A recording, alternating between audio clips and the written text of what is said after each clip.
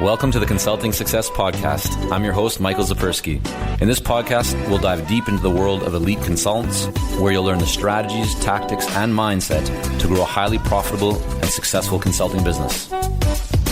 Hi there, and welcome back to another episode of the Consulting Success Podcast. Joining Michael on the show today is Bill Wilson, who is a highly accomplished entrepreneur. He has established several successful firms and is currently assisting early-stage software as a service or SaaS businesses and growing through price optimization. He also coaches other entrepreneurs at SaaS Academy, advises startups at Volta Labs, co-founded SalesRight, which was acquired by FastSpring in 2020, and founded Mindsea, an award-winning mobile app design agency. Now, as you're about to hear, Bill is in the early stages of growing his new business and is currently looking to hire and scale in his company. He always looks to get in the room with people who are smarter than him. This was the secret he used in building and selling his other businesses. And learning from those past successes, Bill knows how hard it is to just go it alone.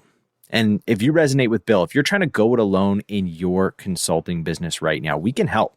The Consulting Success team is offering a free, no pressure growth session call, where during this call, here's what we're going to tackle. Number one is we're going to dive deep into what makes your situation and business unique, have a real talk about your goals, and whip up a success plan that's tailor-made just for you. We're going to help you dodge those frustrating, costly blunders and save you from the headache of trying to figure it all out on your own. And lastly, you're going to get the ongoing support and accountability you need, plus join a buzzing community of other successful consultants just like you. Because let's be honest, growing a business by yourself can be pretty tough at times. So to book your free consulting growth session call, be sure to head over to consultingsuccess.com/grow. Okay, so now let me tell you about what you're going to learn in today's episode with Bill. First is how to go through a rebrand without affecting your business or upsetting your customers, how to implement a successful pricing structure for your consulting practice, how to avoid falling into common traps while on sales calls, how to filter out clients who can't afford your offering or services, how to structure your messaging to attract your ideal clients, and how to implement systems and processes into your business, plus so much more. Here to share with you his insight and story is Bill Wilson. Enjoy.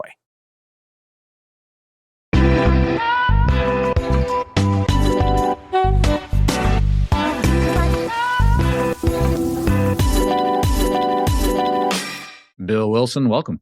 Hi, thank you for having me. This is going to be great. I'm so excited. Yeah. So just before we hit record, you told me that your company name had recently changed, which we're going to talk about because not everybody wakes up and finds themselves having to change their name or deciding to change their name. Might be better wording for that. But let's just start off very brief. What does Pace Pricing do? Pace Pricing is an agency that is designed to install good pricing practice inside B2B software as a service companies. It's an area in B2B SaaS that's a lot of founders are scared of, and a lot of companies don't internalize well. I feel like much like UX and customer success teams that didn't exist 15 years ago, we're going to have pricing teams inside organizations from the very beginning. Right now, it's sort of reserved for very few companies. We'll talk about this because I want to better understand how you arrived at this focus. But let's just start off with something that people probably wouldn't have expected if I wouldn't have said it, which is that you just literally underwent a name change, because I was about to welcome you on the show with your previous name, which was Price to Profit. But today, to be clear for everybody out there, it is Pace Pricing. Can you just walk us through how that happened? Because you didn't just decide to change it. There was some influences going on. Explain a bit of that backstory. Yeah, for sure. And it's kind of embarrassing, I guess, actually. But in 2021, when I wanted to start the company, I went through this process of trying to find a name. And as many of your listeners can probably understand, it's a real pain trying to find a good name. And you can get into some analysis paralysis if you're anything like me. I ended up on Price to Profit and I was pretty happy with it. Went back and forth with a bunch of my colleagues and advisors and stuff like that. I was like, yeah, maybe this is going to work. And I did some searching, of course, as you do, and didn't come up with anything. So I said, okay, this is great. This is going to match. I couldn't get the .com, of course. I think it pointed to a book or something, but I didn't feel like it was actually too off the mark. So I got the .co domain and away we went. And so fast forward, it's 2023. It's July, I think. I had just sent an invoice to a client. 30 days had gone by, actually. I had sent the invoice, 30 days gone by. I checked in. Invoice wasn't paid, as you do. And they said, well, we sent you an email about it. We need to change the address on the invoice or something. And I was like, I don't have email from you. So we tracked it down, and they turned out they had sent it to a competing company, like another company that had almost the identical name to mine. It was run by, from what I can tell, a fantastic person who's been in the space for a very, very long time. And it was at that moment I had become aware of the other company probably about 2 weeks earlier. And I was like, oh, it's only a problem if there's actually a problem, is sort of how I was thinking about it. The other company didn't actually have the exact same name. It was just a similar name? It's pretty darn close. Okay. What did you do? Just walk us through, like, so when you discovered that there was this other company with a very similar, almost exact same name, and there was obviously a bit of confusion in the marketplace because your own customers were sending them emails to try and pay your bill. What did you do? Well, the first thing I did was I wrote a letter to the other company. And right before I hit send, I said to myself, is this the right thing to do? And I sent an email to my lawyer, who hadn't been my lawyer yet, was my lawyer from my last two startups, my last two companies. And so I reached out to her and I said, hey, this has happened. I'm about to send a letter. What should I do? And she's like, do not send the letter.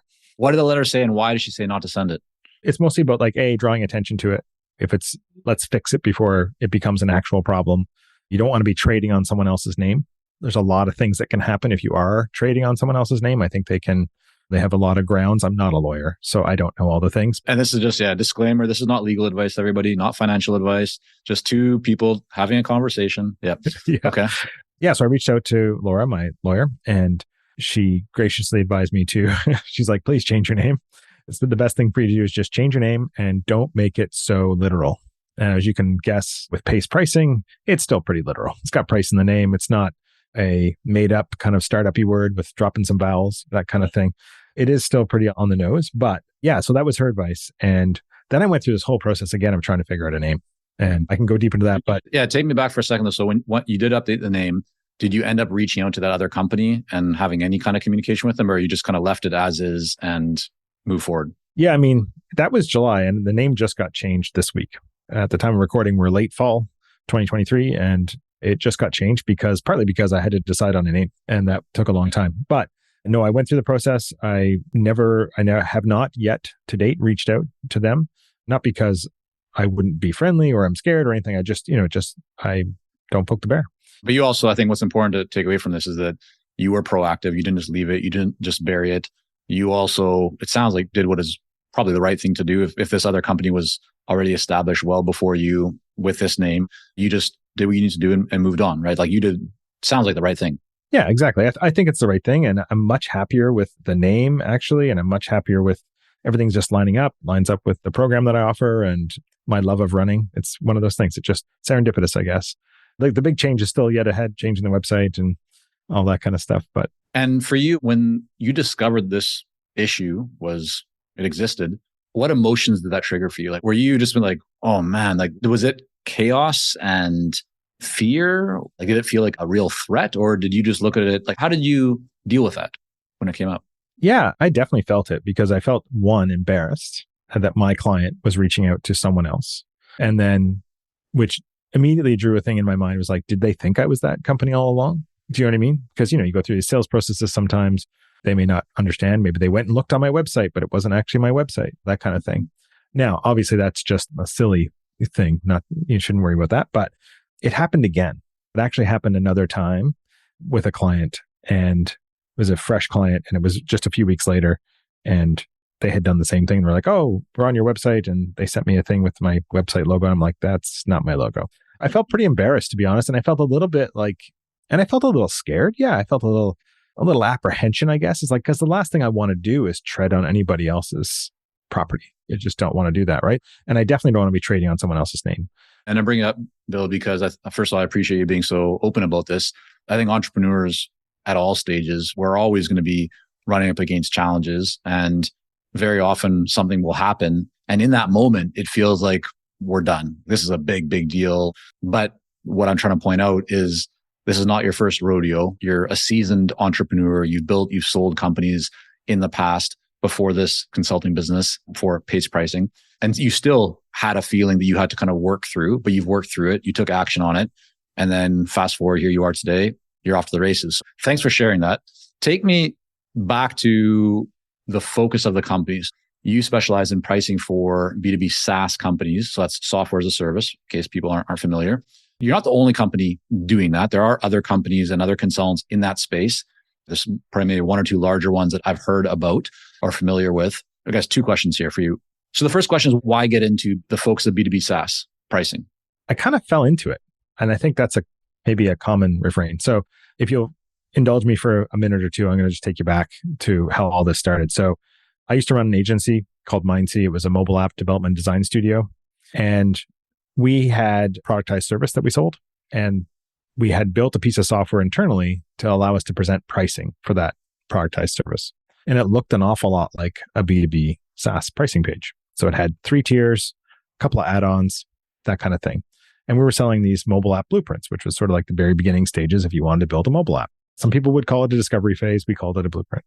And we sold to a lot of B2B SaaS companies at the time. So we built a lot of their companion apps. And every time I showed it to a B2B SaaS company, they would always ask me, where did you get this tool? And I said, it's just something we built in-house. And fast forward to a number of my entrepreneur friends who run SaaS companies and my head of sales and my CFO all pushing on me like, hey, let's go build a product with this thing and see what we can do. In 2018, we founded a startup. We went and raised some money and we built a product around this, targeting B2B SaaS sales teams. We wanted to help them sell customized deals, which often happen in sales-driven motions in SaaS. We went on our merry way. We went and we validated it in a silo, like a lot of people do. We went into an echo chamber of other SaaS founders and they were like, yeah, this is great. And then we went to try and sell it and it a little different. But I used to get on the phone a lot with revenue leaders at SaaS companies, whether it's like head of sales, director of sales, CRO. And one thing was really clear was that their pricing wasn't clear. And if your sales reps, like this is for anybody who's selling anything, if your sales reps do not understand your pricing, there's no way they're going to be able to communicate it to their customers. And when you say do not understand pricing, do you mean that there's just too many variations or there's no clear logic? Like just take us through. Yeah, like maybe it doesn't align to value or they don't understand how it aligns to value or it is too complicated. And I think complex pricing has its place. And the most important thing about pricing is that you can sell it and it makes sense to your customer. If that means there's a number of levers that have to be pulled, that's fine.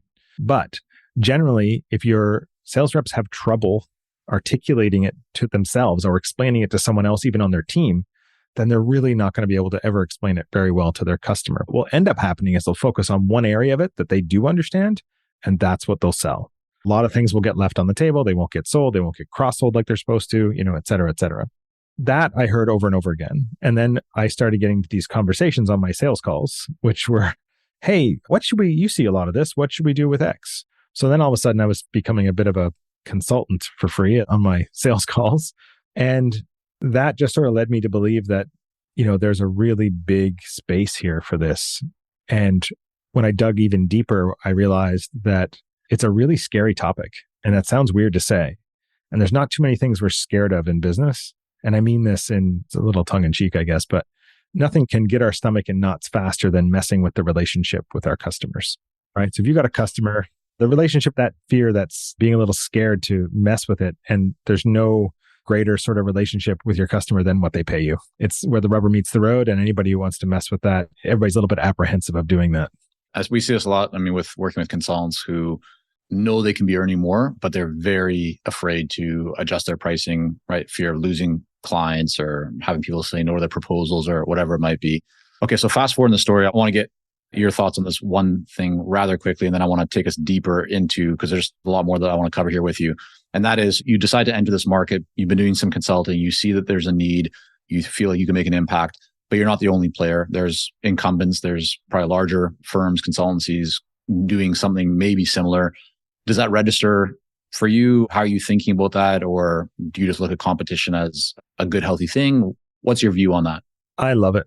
I think it's great. I firmly believe a rising tide lifts all boats. I am in it for them as much as I am in it for the SaaS companies. I have made so many amazing connections with the rest of the pricing community.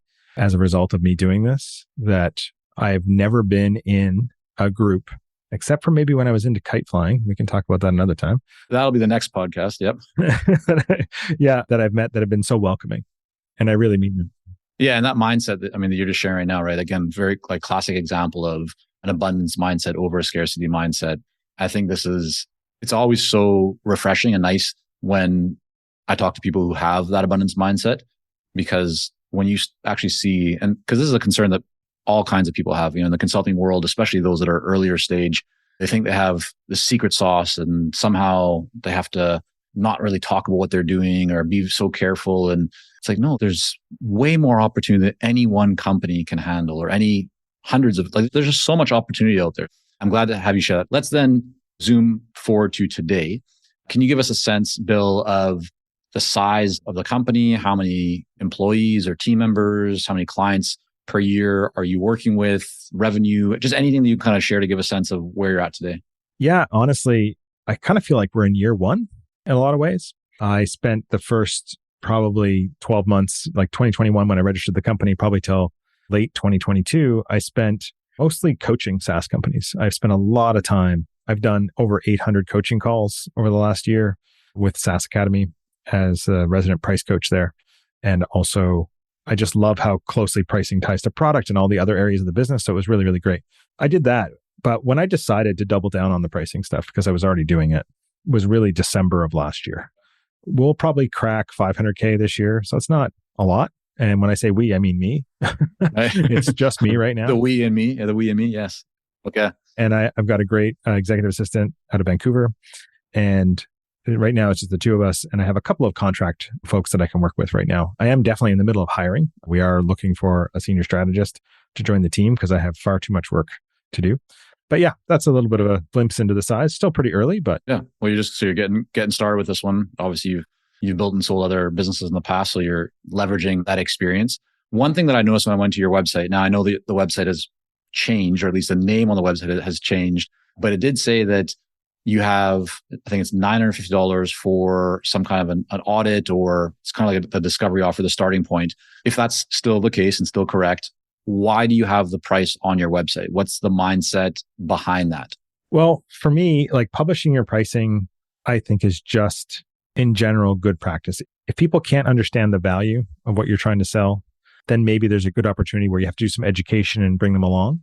But a $950 offer is pretty straightforward. It's, here are the things you're going to get, and here you go. Here's how much it's going to cost. It does a couple things, filters out the people. Here's the deal with putting pricing on your website. Pricing does two things when you publish it. One, it attracts the clients you want and repels the ones you don't.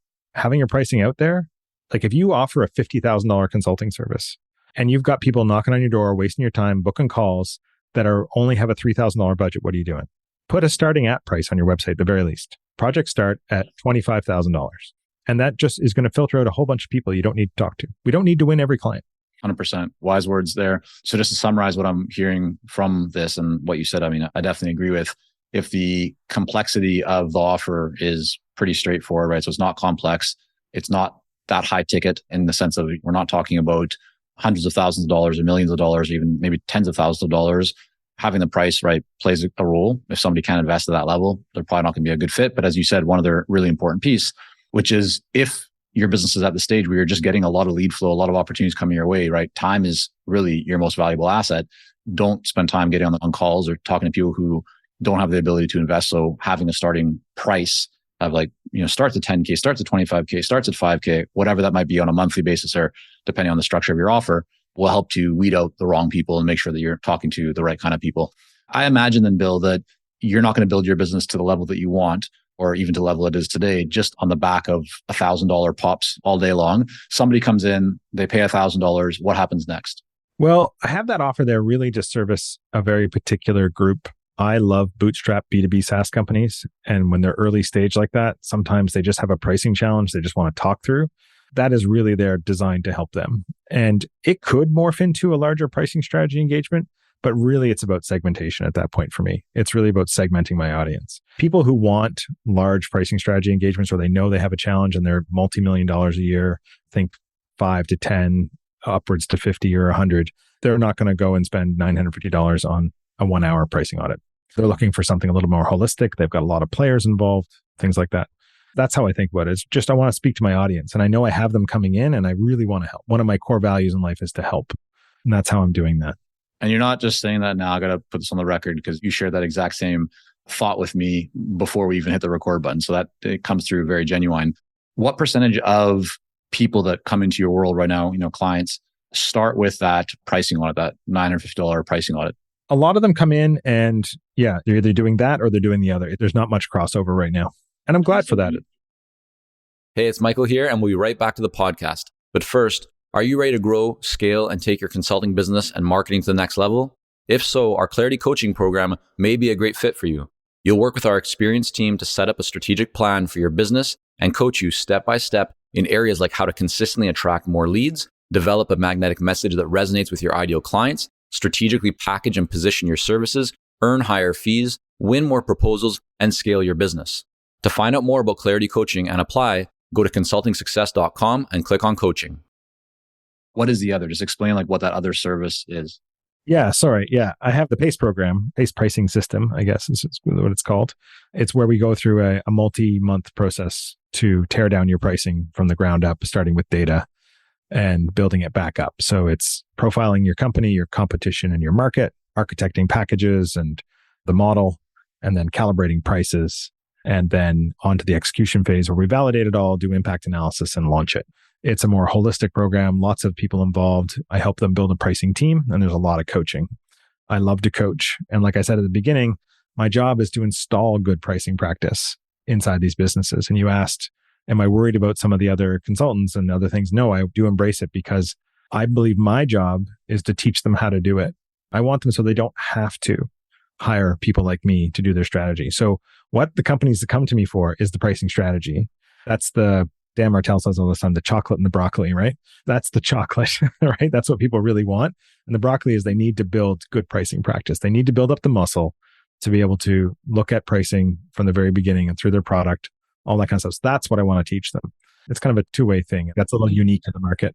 If we could drill into that a little bit more. So you're talking about the difference between what the market wants and what the market needs. And I think this is actually very common across all industries and types of consulting, where oftentimes the consultant, right, or the founder, what they know the market or the buyer, right, that ideal client needs is actually what they lead with. So their messaging is about, let's just call it B, but the marketplace, the buyers of those services are not thinking about B, they're thinking about A, right, which is what they want, not necessarily what they need. In your experience, and even in terms of what you're doing now, is your messaging, is your content or your conversations, do they focus and do they lead with B, meaning what you know they need, or do you lead with A, which is what they want, even though you know that's not what you're going to deliver to them right away? Absolutely. I lead with A. You have to meet them where they are. You have to use their words. Their words, your message is how you have to do it. However they're thinking is what you need to come back to them with your message. And so for me, I lead with, it's about pricing strategy. If you go to pacepricing.com right now, for example, that whole page is just about the PACE pricing program. It hits them with their pains, the things that they're struggling with right now, and how they're going to get to the end of it. Very rarely do I talk about anything about installing good pricing practice, or there's a bit of that, but not a ton. It's really about how to get to the strategy that works. So the question that I know some people will have right now is, okay, that makes sense. But if you need to actually talk about what they need, which is the right kind of pricing practices, not just the strategy, when do you bring that up? When do you say, hey, guess what? I know you wanted strategy and my website talks about strategy, but in fact, we need to start with practices, not strategy. When does that shift happen? Yeah, I kind of teach by doing, I guess. We actually do a lot of the strategy work together. There's a lot of interactive workshops and things, and usually try and leave them with that idea that at the end of each of these sessions is like, here's how you can now apply this in practice in your organization. I try and get a cross-functional team. We do a lot of in-person mural style workshops where everybody's interacting. I don't know a lot about adult education, but I do know that the best way I learn is by doing it myself. Getting people to do those exercises and work through those things can kind of get that muscle moving. So it's really about, you're taking them through the thought process of doing the strategy. I may know where we're going to end up, but asking them the questions and letting them have the discussion is a big part of it. And then by the end of it, they're used to working through these types of problems. And then it's really about, okay, next steps to build a pricing team. And here's how often you meet and things like that. So I sort of weave it through the whole program. It's never sort of, aha, I've tricked you. Welcome to, me teaching you how to build your own strategy. No, it's not that. It's mostly I try and weave it through. And the first audit, that one service, right? $950 for that currently. What is the system full-on strategy? What does that type of work look like from a pricing perspective? Like, what do you charge for that? Yeah, it starts around $50K US and then goes up from there depending on how involved we have to get. There's certain things that take quite a bit of effort and time that we need to account for. Like if we're doing a lot of surveys or really, really large market surveys with panels that cost a lot of money, can really drive the price. But yeah, I would say I did one recently for about 75. So far, roughly the top end that I've been doing. Yeah. You mentioned also that you're doing hiring. You are hiring right now. What's the desire? How do you think right now about the future and scaling this business? Is it going to be through a lot of people, or like, what do you envision if we fast forward 2-3 years from now? What do you think the business will look like? Yeah. Well, I'm a technologist. I came up as a software developer and I've founded technical companies my entire life. I want this to be a tech-enabled, agency. I love the idea of being able to make your own way. Went down the VC route before. It's an interesting journey. I salute anyone who can actually do it well. But I kind of like the idea of building a really profitable, good business. And I love people. I love teams and I love to lead. Definitely it's going to be people powered, but it's going to be very systematized. One of my other core values is clarity, largely because I suffer from it myself, but I really want to get clear on everything. And that means having good systems and processes. So systems, processes, technology, and people. I've got a structure that I know will scale, I think, just based on the pods of people that can deliver these types of projects. And I've done some calculations of where I want to be, and I want to grow it I kind of want to get it as big as I can, which is not something I've ever really done before. When I ran my first agency, I was very much the gatekeeper, and it was very much sort of focused on, it was very much lifestyle-y. And after 10, 12 years, it was still only like $2.5 to $3 million in revenue. But this time I'm focused on how do we really scale it? And when you say scale, when you say, get it to that next level or take it much bigger, one thing that a lot of people are concerned by is, especially when you're starting off, you're doing all the delivery, you're making sure that there's real excellence in the outputs and real outcomes being created. What have you done with the systems or the product so that for you to get to the point where you feel comfortable hiring and bringing in other people to be part of that delivery and maybe remove you from it? Yeah, I'm a big believer in build the plane while you fly it. There's a little bit of that, but I also really believe in productized services. I started out right from the very beginning in my head, knowing that I was going to be selling a program. The first few projects at the beginning were very much figuring that out. What is that going to look like? So now I have that PACE pricing system is what we're going to sell. It's going to be pretty easy to train people on it. Got you. Okay. And then just to put a bit of a spotlight on maybe the differences between what a more custom solution might look like and what a productized solution would look like. What I'm hearing you say is you've essentially documented, here's what our process looks like. Here's the system. Here's all the different components of it. Here's what we do at each stage, from the audit to the surveys, to the review sessions, to the workshops. All that will be very clearly documented so that if you aren't the one doing it, you can easily, or with time, train somebody up to take over that and they can deliver it, because really what they're doing is they're following the quote unquote kind of an instruction manual of how to deliver the services at the level of quality that you're after. Sound about right? Yeah, I think it's important to make that distinction. It's how we deliver the service, doesn't replace anyone's intellect and how we can actually execute on the actual strategy. But yes, how we deliver and how we over deliver for our customers is really what I want to turn into the processes. What about that second part then? Or what you mentioned, which is, so there's the how, but there's also the strategic mindset or bringing more of that critical thinking to it. That's something that I think a lot of founders struggle with when they're thinking about bringing on more, either whether more senior people or just others that can actually help them to do more of that strategy level work. And as a result, they're often tied into it because they don't feel like they can bring somebody in who has that. How do you think about that in terms of tapping and finding the kind of person that has that ability or experience to really apply critical thinking and be more strategic and not just, again, follow like the instruction manual? Yeah, I guess the big thing for me is the battle between sometimes like I feel like I don't know. I struggle from that imposter syndrome sometimes, like I think we all do. And I'm just like, is this the right thing? What breaks me out of that is talking to people that are much smarter than me. People that are really, really good at this stuff. And I don't shy away from it. If I can get in a room full of smarter people, I'm going to do it. And that's how I hire. I try and find people that are better than me. that have sharper minds than me on this stuff and learn from them and bring them on and try and download the vision and mission. And if I can do that, if they've got the skills and they have that mindset and they get the vision and mission, we're almost done. If you can get that far, like if you can download the vision and mission and they believe it and they're really good executors, like I've worked with so many people like that over the years, and I know that that's the core of a good team. And so that's what I look for. I look for people that, it sounds a little bit glib, I guess, but it's like, I want to find people that are better than me at this and bring them along. Now, some people might wonder, that sounds like a great kind of person to find, or several people to find, but doesn't sound cheap. How do you think about the compensation for that level of person you're looking to bring on? Yeah, it's interesting. I'm struggling with this right now. Went to market, got some great resumes, and then had quite a bit of sticker shock when I looked at it. But I remember this same feeling when I started my first company. I hired my first employee. I had some contractors that were kind of full-time, which was easier. I had to hire this first full-time employee. They didn't want to go contractor. They felt it was more secure. And I was like, this is way less secure, just by the way. I was really scared to bring them on. But once I did, I felt a little better and everything was great. Then I had to bring on my second one. And then I realized, I said, well, if I can't make payroll for this group, then I'm screwed. I've got nothing. I can't cover it with my credit line. I can't cover it, with my personal stuff, which was always kind of my backup. And that's kind of when all the stress went away. Because once you let go of that, like once you have to trust the machine that you've built to generate the revenue or the leads, the opportunities, the pipeline, once you start trusting in that, everything else will follow. So for me, the big fear is like, is this investment worth it? Do I have the pipeline to support this person? And the answer is not today, but if I have this person, I'll have it tomorrow. Because that's one, it's a forcing function. And two, it's going to immediately free me up to go off. And now I've got another person that I need to provide for. That's a driver for me. It says a lot about the kind of person that you are, because some people would probably be the opposite, meaning that when they add that level of what some may consider to be risk, in your case, probably likely in my case as well, it's like, okay, well, now we have to make this work.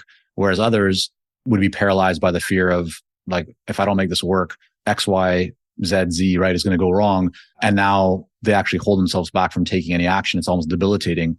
Not necessarily right or wrong here. You do what feels right for you as an individual person. I'm talking to everybody kind of joining us. But interesting to see that there are different ways to view those kind of situations. Many people do talk about that idea of, burning the boats behind you. And it's like, you have to get it done. Yeah. I'd like just to add to that because I struggle with that. I still struggle. So I want everybody listening to know, like, it's not a magic thing, but like forcing yourself into that mindset is the key. Nothing like the struggle is the reason. You can't grow into the pain. I've actually found myself recently almost resisting deals because I know how underwater I am, right? That's a signal to me that you're stalling. Bill, you're stalling. Execute. Go get the person. Hire the person. I've got a coach. I think everybody should have a coach, to be honest. And he challenged me. He's like, okay, cool. You said you need this person. You've already got feelers out for that. That sounds good. But really the stretch here is that you need this person. And I'm like, yeah, you're right, but I can't really afford it. Blah, blah, blah. All the same excuses, right? You work through it and then you realize you've got to do it. And then you pull the trigger and you do it. But it's still, I just wanted to just share, like, I don't know. It is one of those things that you struggle with, but it's the struggle that matters. So Bill, before we wrap up, you're the pricing guy, or at least B2B SaaS pricing guy. That's where you're focused today. What is one pricing mistake that you feel consultancies, consulting firms, consultants are making that they may not even know that they're making? Just anything kind of stand out for you as like, this is a really big one, or this is an important one to deal with? A long time ago, especially early consultants starting out, they tend to not know what they're worth, and therefore they will discount themselves before their customer even asks for a discount. So I feel like those kinds of motions are not great. So it's this. There's a couple of things. One is that someone once told me double is nothing, right? And I think we all probably know this in consulting, but generally, if you're going to charge by the hour, which I don't recommend, but if you are going to charge by the hour, doubling what you think you make, even as a solo, and saying, yeah, that's your rate, is you're just selling yourself short. You can't scale that way. You can't continue to run a business that way. I always just say a third if you're going to do hourly at the very least. And when you say a third, just break that up for us. Explain that. A third for you, like a third for the employee or the person, a third for the business, and a third for expenses, operations, things like that, and taxes and all that kind of stuff. It's kind of how I think about it. Double is nothing. So if somebody says, yeah, I just need to make, I don't know, it's like $100 an hour. I want to make 200 grand a year. is roughly $100 an hour if I'm full time. So I'm going to charge $200 an hour. You are not going to get there. You're just not. One, you're not going to work that many hours because you're going to be out hunting and all that kind of stuff. So that's one. And the other one is it's just having literally, when I started Mindseat, I had this thing in my head, know what you're worth and charge it. Do not apologize for how much you cost. Why don't we wrap up then here, Bill? I want to thank you so much for coming on. I also want to make sure that people can learn more about you and the work that you're doing with Pace Pricing.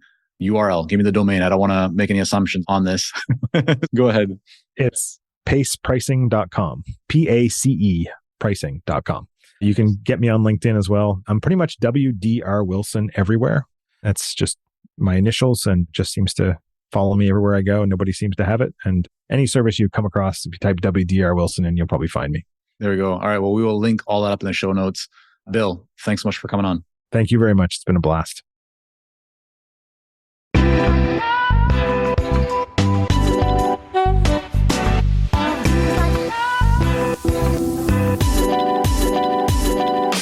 And there you have it for today's episode between Michael and Bill. If you enjoyed this podcast, then be sure to hit that subscribe button wherever you listen to your favorite shows. And then be sure to share this episode out with a friend or colleague you feel like would truly benefit from listening to today's interview.